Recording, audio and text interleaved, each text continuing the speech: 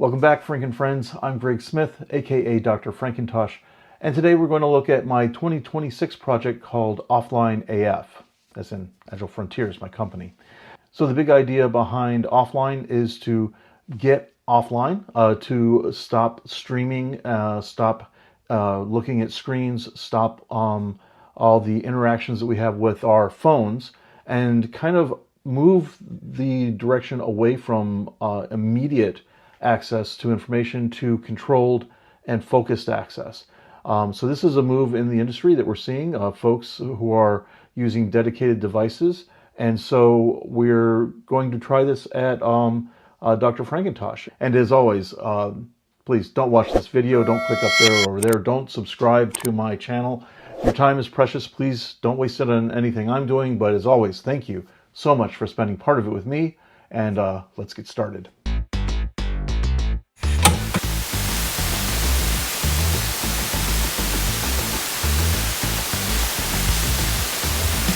So my first cut at this video was really long, so let's start over.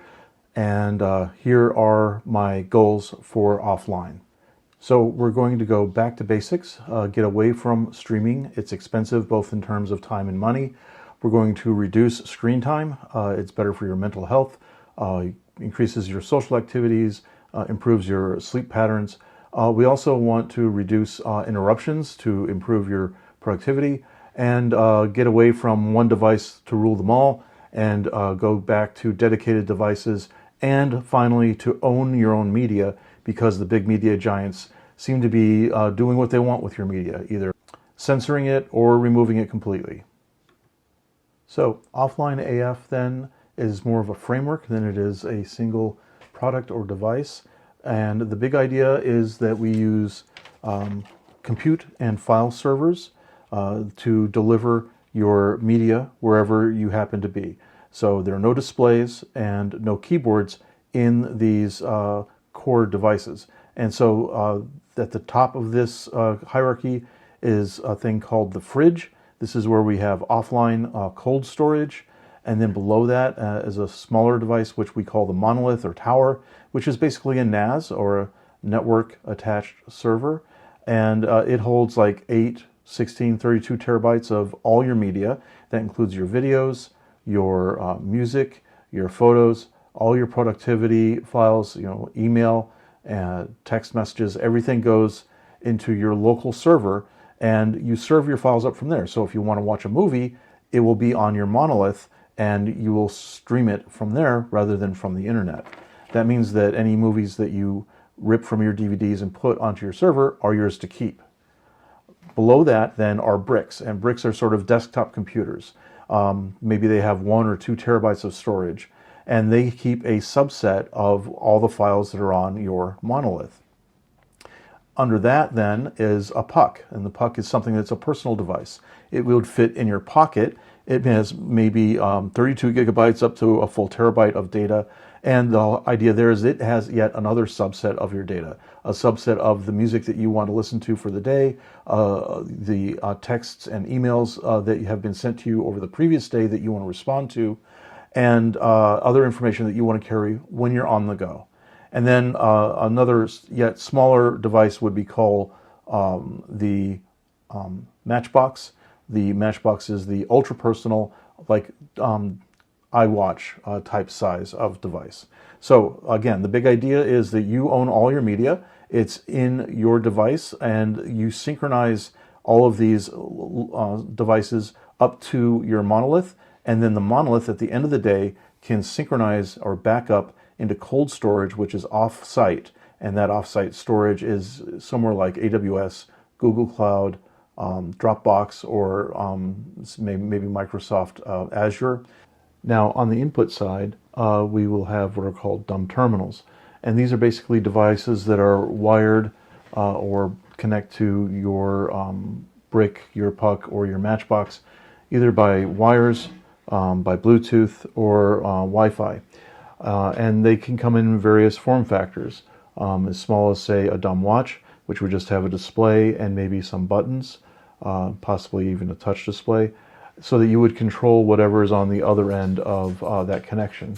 Again, so we would also have things like a display with for an MP3 player, as little as say 2 lines of text and maybe a D-pad and a couple select buttons. Other things that we might create, for example, regular earphones or headphones that you might connect by way of Bluetooth or by wires. You could have dumb speakers, similar to the way your Alexa device works and a microphone and a dumb microphone. You might want a mini display with, say, a keyboard so that you could do some remote data entry. Again, these devices would all be single use. One idea is to actually repurpose a Cyberco Extreme, and I'm working on that now. All of these would be connected to your brick, puck, or matchbox by way of Wi-Fi or Bluetooth. Now we'd also have perhaps game consoles, and then for your desktop, you could have kind of a USB-C hub, except it would have a display in it. And so I also consider this like a HDMI hub. So you can connect your brick to the HDMI hub. Again, it's a dumb terminal. It has no real smarts in it, but it just allows you to see whatever is available on your brick, and then be able to type on the keyboard or move things with a mouse or trackpad. Likewise, you might have a dumb TV, which has no smarts in it, but you would control with one of your remote devices.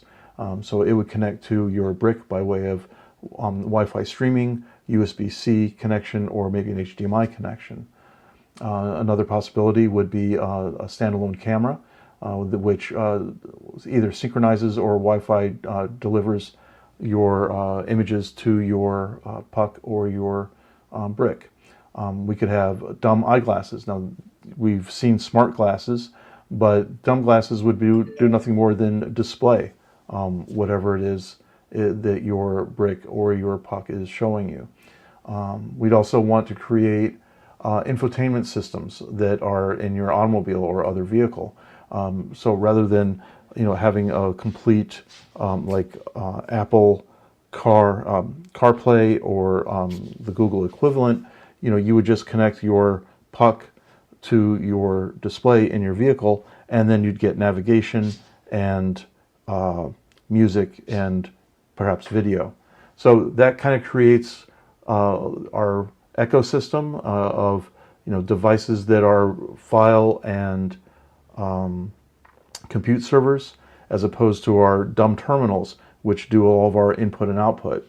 And by separating these things and creating components, we can now create a more diverse ecosystem of devices and capabilities.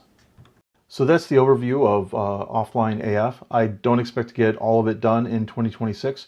Really what I'm doing is I'm setting up a framework and some standards so that others can build on this framework.